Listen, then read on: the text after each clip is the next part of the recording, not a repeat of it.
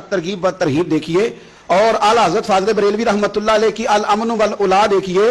नबी पाक सल्लल्लाहु अलैहि वसल्लम के सहाबी हज़रत तमीम दारी रज़ी अल्लाह तआला अन्हु फरमाते हैं, मैं हुजूर के साथ था, एक जगह खड़े थे, हम बहुत सारे सहाबा थे, एक ऊंट दौड़ा दौड़ा आया, उसने ना पहले हुजूर के कदम चूमे, फिर कान में कुछ कहा ऊंट ने, तो हुजूर फरमाने लगे तू फिक्र न कर, अगर तू सच्चा है तो तेरी मदद होगी, और अगर तू झूठा है तो तुझे तेरे झूठ की सजा मिलेगी। यानी मैं कैसे उस बंदे को समझाऊं, मैं कैसे उसे समझाऊं, कमेटी डाल के रो के दर्द से उधार लेके कोई मदीने गया और माड़ा बंदा, और उसकी तड़प है कि मैं सोने को अपने दुख सुनाऊं, तो वो खड़ा हुआ तो एक साहब उसे कहने लगे ये माज़अल्लाह सुनते नहीं तो किसको सुना रहा है, चुप कर, कंट्रोल कर अपनी जुबान को, अगर दीन नहीं आता तो नबी पाक से मोहब्बत करने वालों के दिल न तोड़। जो रसूल ऊंटों की बोलियां बड़े खूब तरीके से जानते हैं वो अपने गुलामों की बातों को नहीं सुनते। ये तूने कैसी बात कर दी। आला हज़रत कहते हैं लब वाह है, आंखें बंद हैं, फिर भी फैली हैं झोलियां। कहते हैं लब खुले हैं, आंखें बंद हैं, और मेरी झोली फैली है, मेरी झोली, कहते हैं लब वाह है, आंखें बंद हैं, फैली हैं झोलियां। ये बरेली के इमाम शेर नहीं लिखते, साथ साथ मजा भी लेते। आप जरा अंदाजा कीजिए बात करने का। कहने लगे मैं खड़ा हूं हुजूर की जाली के सामने, और कैफियत मेरी ये है कि लब वाह है, आंखें बंद हैं, फैली हैं झोलियां। हुजूर कुछ आया भी है, आला हजरत कुछ मिला भी है। अब देखें किसी के सवाल से पहले जवाब देते, कहते हैं लब वाह है, आंखें बंद हैं, फैली है झोलियां, और कितने मजे की भीख तेरे पाक दर की है, कितने। और खाली भीख नहीं मिली, मजा भी बड़ा ही आया है। यानी वहां से लेने का, भीख लेने का मजा भी, खुद भीख दें खुद ही कहें मंगते का भला हो। ये तो शेर है ना, थोड़ा सा बंदा पढ़ा लिखा हो तो समझ में आते हैं, तो देसी बंदे भी बड़ी बात है। वो बात मुझे बड़ा मजा देती है। मैं पहली दफा हाजिर हुआ तो एक बाबा जी को ना, वो जिनकी वहां ड्यूटी होती है ना पुलिस वाले, वो धक्के दे रहे हैं, यल्ला हाजी निकल, उसको धक्के दे रहे हैं। तो बाबा मेरे आगे आगे, बाबा उसे क्या कहता, कहता तेरी खैर होवे पहरेदारा, रोजे दी जाली चुम लैन दे। एक दफा नहीं, दो चार दफा बाबा जी ने कहा। तो कई दफा हम किसी को मसला तो बताते हैं, लेकिन वो बंदा तो ज़ौक में होता है ना, और वो जो मसला बताता है वो निराला होता है। वो बाहर निकल के ना, तो मैंने बाबा जी से कहा, मैं कहा तुसीं 10 सारी शेर पढ़े पंजाबी दा, उनको तो तुहाडी समझ लगदी सी, वो ते अरबी है। तो बाबा जी मेरे थपकी देख ना यहाँ कंधे पे, कहते पुत्र मैनू भी पता है, मैनू भी पता है, उन्होंने नहीं समझ लगती, मैं तो अपना रांझा पैर राजी करता सी, मैनू भी पता, तेरी खैर होवे पहरेदारा रोजे दी जाली। आप यकीन करें कि जो रांझा राजी करने वाले हैं इनकी भी क्या ही बात है। रोजे दे दुआले ने गुलामां दियां टोलियां, वो देखो एक पे सुनदा करोड़ां दियां बोलियां। ऊंट आया, आके उसने पहले कदम चूमे, कान में कुछ कहा।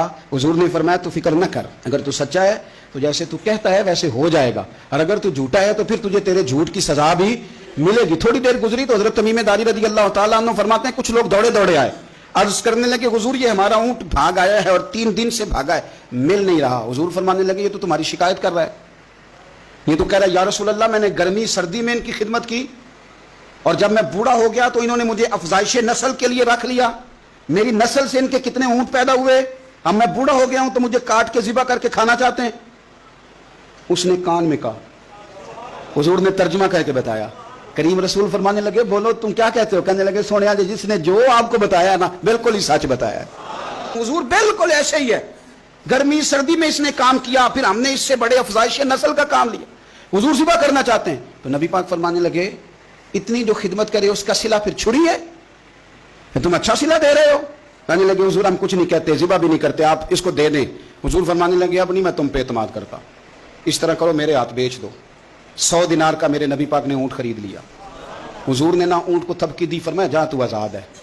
ऊंट ने ना पता नहीं क्या बातें की, एक बात की तो हुजूर ने फरमाया आमीन, दूसरी की तो कहा आमीन, तीसरी दुआ की तो कहा आमीन, चौथी बात ऊंट ने की तो नबी पाक रो पड़े। ऊंट चला गया। सहाबा कहते हैं अर्ज़ की या रसूलल्लाह ऊंट ने क्या कहा है। तो हुजूर फरमाने लगे उसने पहली दफा ये कहा है कि या रसूलल्लाह अल्लाह आपको मेरी तरफ से इस्लाम की और कुरान की तरफ से बेहतरीन सिला अता करे।